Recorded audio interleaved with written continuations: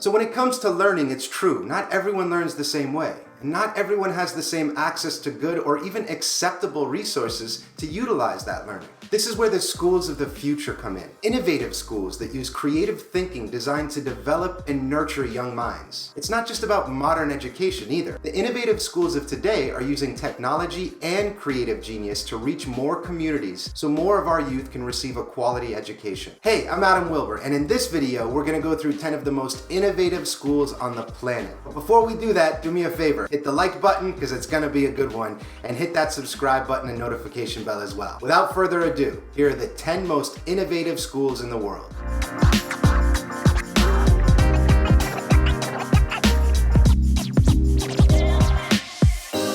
Number 10 is the Alice Springs School in Alice Springs, Australia. The Australian outback is impossibly large. So large that many local communities don't even have their own schools. And that's because they're spread out throughout 1.3 million square kilometers of mostly barren desert. For this reason, a town in the dead center of Australia was designated as the home of a nationwide network of shortwave radio broadcasts during school hours. The Alice Springs School of the Air, or otherwise known as the ASSOA for short, switched on its educational broadcast in 1951. Over time, became interactive, with children being able to answer questions thousands of kilometers away in real time. The service is still running today. While advancements in technology have changed it a bit, with improved internet access to rural and remote communities, ASSOA now runs interactive sessions with video and content feeding in large group settings. This virtual reality classroom connects kids from around the country that would otherwise miss out on the opportunity for good education. Studies have shown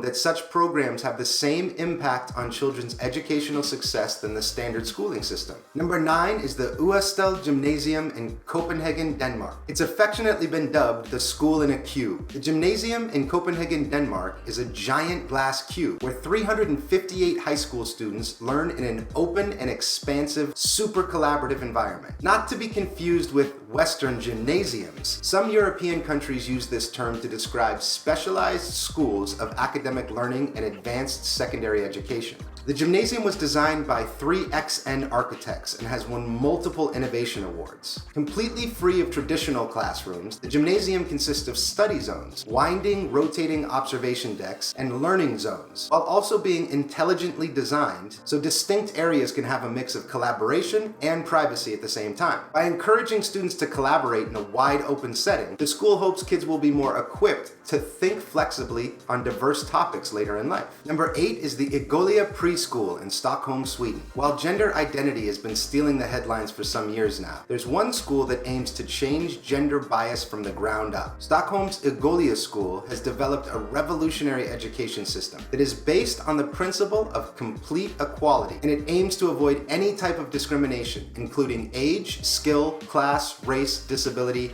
and gender. Gender-specific names and labels are avoided completely. Instead of referring to girls or boys or he and she, the teachers use group names or the children's first name. When reading books or telling stories, the teachers often change the roles and let the prince be saved by the princess, or use gender-neutral characters altogether. The aim of this system is to teach children to judge each other by their actions and personality instead of their preconceived gender roles. Headmaster Loda Rojlin believes it's important that the children learn the basics of democracy, both in practice and theory, in order to be good world citizens who don't discriminate. A solid grounding in self-belief is the basis for learning and development. Number 7, the Green School, Bali, Indonesia. Innovation is all about using smart, effective, and competent means to create something new that truly adds value to this world. That doesn't always have to mean high tech. Nestled between rainforests and rice paddies, built solely from bamboo and powered by the sun, the Green School in Bali has made it its mission to educate students on sustainability using a holistic approach. Opened by American expats John and Cynthia Hardy in 2008, the Green School has grown from humble beginnings to teaching an enrolled school of over 400 students. Traditional topics like math and languages are combined with experiential classes including cooking, gardening, and even traditional Balinese mud wrestling. That's a class I'd take. The Green School aims to act as a model for Bali and the world, and to raise a new generation of global green leaders. The concept is based on 3 simple principles: be local, let the environment lead, and think of your grandchildren's future. Number 6 is the Makoko Floating School in Nigeria. Even though primary education is officially free and compulsory, about 10.5 million of Nigerian children ages 5 to 14 are still not in school. Now, it has been improving over the past 20 years, but the disparity still exists. In 2013, in the floating neighborhood of Makoko, a floating school was built by a group consisting of an architectural team, the UN, and the Heinrich Böll Foundation. This 3-story triangular structure includes a play area, compost toilets, and classrooms, all of which can house up to 100 students or residents. The school was a prototype for future planned infrastructure projects in the African regions prone to flooding and unpredictable water levels. With the population in Africa exploding, access to education for the country's younger generation has never been more critical. Number 5, the Waldorf School of the Peninsula, Silicon Valley, California. Where do you think the employees of technology firms like Apple, eBay, Google, and Yahoo send their children to school? Despite being located in the very heart of Silicon Valley, the world's high-tech headquarters, the Waldorf School of the Peninsula takes on a confusingly low-tech approach to education. The Waldorf School calls it Renaissance education, a school without modern technology. No computers, no phones, no tablets, not a screen in sight. As a student, you'll have more of a traditional teacher figure that cares about the class and the individual students. All subjects are taught using creativity, arts, games, projects, and exploration. For example, math projects are taught through knitting. Language is practiced through games, and storytelling plays a central role in all of it. Considering the rush of most schools to use as much technology as possible in the classroom, the Waldorf School's approach is an interesting alternative to our tech-heavy world. Just ironic that it's in Silicon Valley.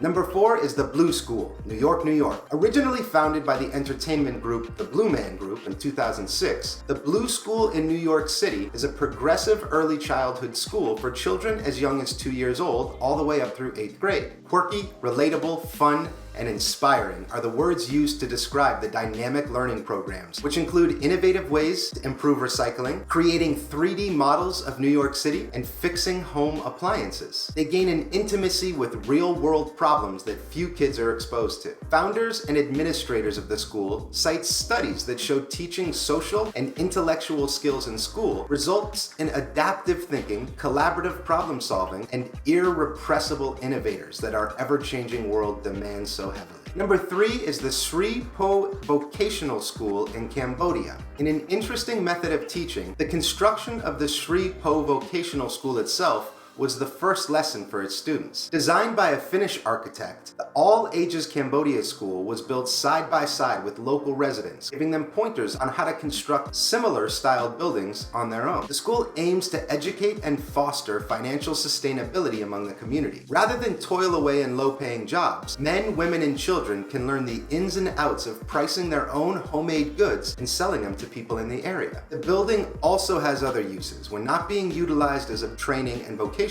school, the building serves as a town hall for democratic decision-making and community meetings. Number 2, the Carpe Diem School in Arizona, USA. The Carpe Diem School looks more like an open-plan office with cubicles than a traditional classroom. These free public schools use blended learning models for middle and high school students, meaning that their project-based learning goes hand in hand with self-paced learning while using computers. Inside the main room, known as the Learning Center, there are 300 cubicles, one for each student, each housing their self-guiding computer system. In addition to their software-based curriculum, they also work on team projects with other students and teachers in a more traditional classroom setting. Much of this involves research-based learning, while students are encouraged to learn and pivot from their mistakes daily. The students get opportunities to work directly with local colleges, community organizations, and businesses to solve real-world problems. Designed for the modern millennial student who is more comfortable with technology than the old-fashioned methods, the Carpe Diem schools in Arizona are outperforming all of the other schools in the state, with an average proficiency of 92% compared to the state's average of 65%. On Carpe Diem's success, CEO Dr. Robert Summers believes that their results come by understanding that every student is different. Adjusting to their needs allows students to be more successful. He ends by saying, "We judge our success on our students' success." Number 1, the Steve Jobs School, Amsterdam, the Netherlands. Named after one of the most innovative and creatively savvy minds of our generation, the Steve Jobs School was founded in Amsterdam in the year of 2003. In the classroom, all learning is self-guided, with each child receiving an iPad preloaded with educational apps and games. But not all of the learning is computer-based. Social skills are also honed through collaborative projects with other children. But the most fascinating aspect of the Steve Jobs School model involves parents' engagement. Every 6 weeks, the parents and coaches, they're called coaches, not teachers, meet to check their child's progress and update the individual learning plan. Most importantly, parents can use a personalized iPad app that tracks the child's progress in real time, providing more detail than any report card or parent-teacher meeting ever could. So that's it for the list of the 10 most innovative and forward-thinking schools of tomorrow. Which one was your favorite? Do you agree with some of these modern education tactics? What would you change? Let me know in the comments below. If you like this video, please give it a like. And if you haven't already, that subscribe button is feeling a little lonely, so go ahead and hit that for me too. I'll be posting 2 videos a week, every Saturday and Tuesday, with the sole intention of helping you live your most creative life. I'm Adam-Wilber. Thank you so much for trusting me with some of your time. Until next time, my friends, onward.